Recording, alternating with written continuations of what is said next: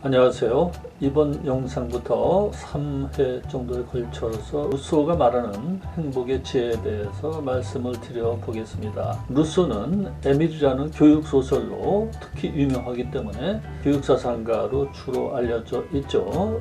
그런데 그는 에밀 외에도 학문예술론, 인간불평등 기원론, 사회계약론, 정치경제론 등을 써서 그 당시로서는 인간과 사회에 대한 매우 새로우면서도 근본적인 통찰을 제시함으로써 철학, 문학, 정치학 등에 크게 영향을 주었고, 특히 프랑스 혁명 1789년에 일어났죠. 프랑스 혁명에 이념적 기반을 제공하여 혁명의 정신적 지주 중에 한 사람으로 추앙이 되었습니다.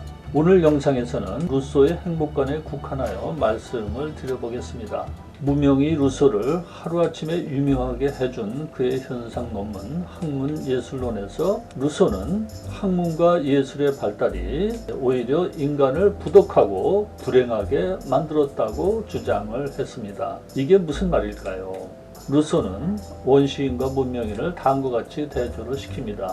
원시인의 풍속은 단순하고 조야했을 것이지만 가식은 없었을 것이다 라고요. 따라서 겉으로 드러난 태도를 보고 그 사람의 성향을, 즉 진짜 속내를 알 수 있었을 것이라는 거죠. 그런데 문명인은 문화를 산출하고 그것을 가지고 그 안에서 삶을 꾸려나가고 있죠. 문화라는 것이 무엇일까요? 문화.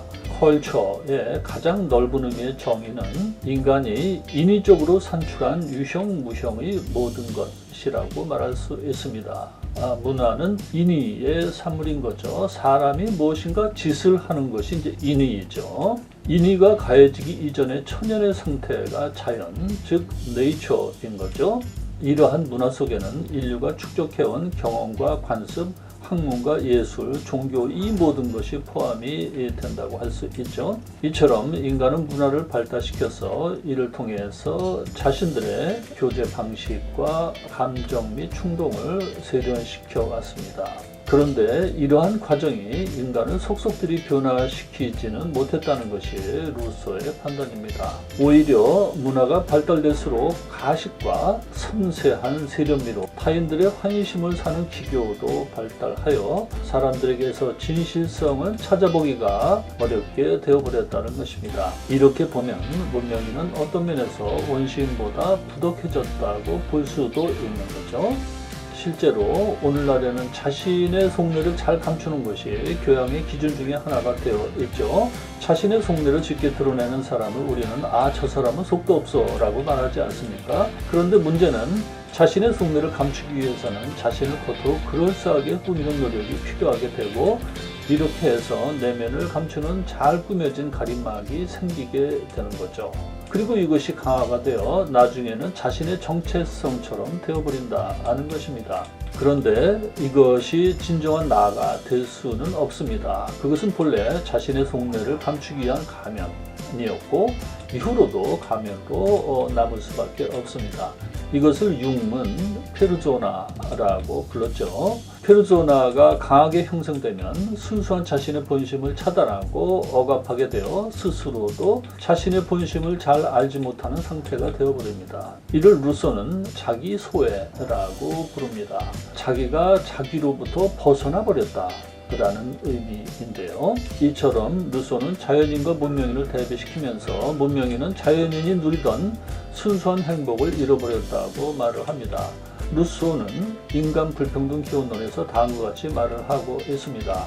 자연인은 자기 안에서 살고 있다. 자기 자신으로부터 멀어진 문명인은 타인의 의견의 거울 속에서 살고 있다. 그는 타인들의 판단으로부터 자신의 존재에 대한 느낌을 이끌어낸다. 이렇게요.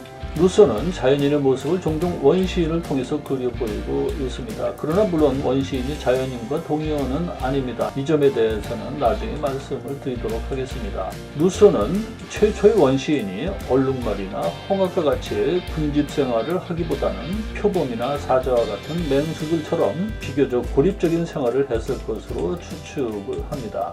이러한 맹수들은 아시다시피 번식기에만 배우자 및 2세들과 어울리다가 그 이후 후에는 각자 헤어져서 혼자 또는 두셋이 어울려서 살아가죠. 원시인도 이와 비슷하게 홀로 다니면서 배가 고프면 주위에서 먹을 것을 구해서 줄임배를 채우고 목이 마르면 발밑에 흐르는 냇물로 목을 축이며 피곤하면 적당한 자리를 찾아 풀을 깔고 앉아 쉬다가 졸리면 그 자리에 누워서 잠을 잔다 이거죠.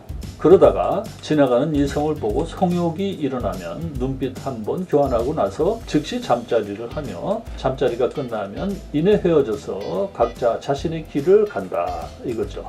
이러한 원시인의 삶은 자신을 떠나지 않았다라고 루소는 말을 합니다. 왜냐하면 그들의 욕구는 생적 욕구의 범위를 넘어서지 않았으며 대부분의 경우 자신의 힘으로 충족을 할 수 있었기 때문이죠. 내가 욕구하고 나의 힘으로 충족을 시키며 욕구가 충족이 되면 긴장이 해소되면서 스스로 편안하고 만족스러운 상태가 되니 이것이 바로 원시인이 자기 안에 사는 모습, 즉 자족의 모습인 것입니다. 그런데 사회 상태로 들어오면서 인간은 자신의 고유한 삶으로부터 벗어나 버렸다 이겁니다.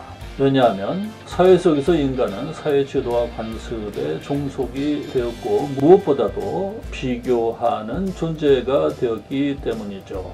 예를 하나 들어 말씀드려 보겠습니다. 여러분은 현존하는 가장 오래된 동굴벽화로 알려져 있는 알타미라 동굴벽화의 사진을 보신 일이 있을 텐데요. 언제 누가 왜 이 벽화를 그렸는지는 현재로서는 알 수가 없죠. 그렇지만 다음과 같이 추정을 해볼 수는 있을 것입니다. 농경사회가 도래하기 이전인 선사시대에 인류는 수렵 생활을 하면서 동굴이나 그 밖의 눈비를 피할 수 있는 곳을 찾아서 임시 주거를 마련을 했겠죠. 알타미라 동굴은 위에 들소를 그린 사람이 거주했던 곳으로 추측을 할 수가 있습니다. 이 사람이 들소의 사냥에 성공했건 실패했건 간에 자신이 거주하는 동굴로 돌아온 뒤에도 들판에서 위풍당당하게 걸어다니던 들소의 모습이 뇌리에서 지워지지 않자 동굴의 벽에다가 사다 남은 숯이나 부드러운 돌로 그림을 그려보았을 것입니다. 그런데 그 원시인은 자신의 그림 솜씨를 자랑하거나 어떤 이득을 얻을 생각으로 그림을 그리지 않았겠죠. 그래서 그 그림은 단지 자기 표현에 지나지 않았다라고 할 수 있습니다. 들소의 이미지가 너무 강렬하게 뇌리에 남아서 그것을 그냥 그림으로 표현을 해본 것이죠. 그런데 일단 그림을 그려놓고 나니 다른 사람들이 와서 보게 됐겠죠. 그 최초의 반응이 어땠을지 궁금한데요. 어쨌든 그것을 보고 사람들이 놀라지 않았겠습니까? 아, 그리고 이렇게 할 수도 있구나 이렇게 생각하면 그 다음에 이제 그것을 따라하는 모방하는 사람들이 생기게 되겠죠. 그렇게 되면 어떻게 되겠습니까? 여기저기 이제 들소 그림이 그려지고 그러면 이제 그것들을 사람들이 보고 비교를 하게 되겠죠. 그래서 이제 잘 그린 것과 못 그린 것의 차별이 생기고 잘 그린 사람에게 칭찬과 명예가 주어지고 보상까지 주어진다면 뭐 사냥감을 더 준다든지 뭐 이렇게. 그래서 사람들은 서로 다투어서 그 그림을 더 잘 그리려고 애를 쓰게 될 것이고 혹은 자신의 자녀가 이를 배우도록 하는 사람까지 생기지 않겠습니까? 이런 과정을 통해서 처음에는 단지 삶의 표현에 불과했던 그리기가 비교와 경쟁의 수단이 되는 것이죠. 학문의 경우도 비슷한 이야기를 할 수 있겠습니다. 여러분들은 학창시절에 공부를 가지고 얼마나 많이 비교를 당하셨습니까? 엄친아라는 말이 왜 나왔겠습니까? 오늘날 학문과 예술은 사회적 비교와 경쟁의 수단이 된 지 오래이며 이를 통해서 학문과 예술은 종종 삶의 기준과 목표 자체인 것처럼 여겨지기도 합니다. 학문과 예술뿐만 아니라 사회적으로 형성된 삶의 기준과 목표들도 사회적 비교와 경쟁을 통해서 만들어진 인위적인 것이며 개개인의 고유한 성향이나 필요와는 거리가 먼 것들이 대부분이죠. 이렇게 사람들이 비교와 경쟁의 메커니즘 속에 빠지게 되면 어떻게 되겠습니까? 사람들은 타인과 비교를 하여 우위에 서려고 애를 쓰게 되겠죠. 그리고 궁극적으로는 최고가 되기를 원할 것입니다. 그런데 그렇게 되는 사람이 몇이나 되겠습니까? 그래서 소로라는 미국의 사상가는 말하기를 대부분의 사람들은 체념과 절망 속에서 삶을 살아간다라고 말을 한 것이죠. 사람들은 이처럼 사회 속에서 인위적으로 만들어진 기준과 목표를 따르고 추구하도록 내몰리고 있으며 이로 인해서 자신의 고유한 자아가 원하고 필요로 하는 것에 대해서는 오히려 소홀히 하게 되고 사회적 목표의 추구를 위해서 오히려 자아를 억압을 하게 되는 거죠. 이렇게 해서 종국에는 자신의 고유한 자아가 무엇을 원하고 필요로 하는지조차 거의 알지 못하게 되는 상태까지 이르게 되는 것입니다. 이러한 상태를 루소는 자기 소외라고 부른 것이죠. 고유한 자기 자신으로부터 소외되어 사회 상태에 놓인 인간은 이제 타인의 시선과 사회적 편견의 노예가 되고 맙니다. 그리하여 사회에는 결국 자신의 존재감마저도 타인의 판단에 의지하는 신세가 되어버렸다라고 루소는 한탄을 하고 있는 것입니다. 이러한 상태에서 어떻게 진정한 행복을 맛볼 수가 있겠느냐라는 것이죠. 오늘은 여기까지만 말씀을 드리도록 하겠습니다. 다음 영상에서는 루소가 진정한 행복을 누리기 위해서 어떻게 하라고 하는지에 대해서 말씀을 드려보도록 하겠습니다. 행복한 주말 되시기 바랍니다.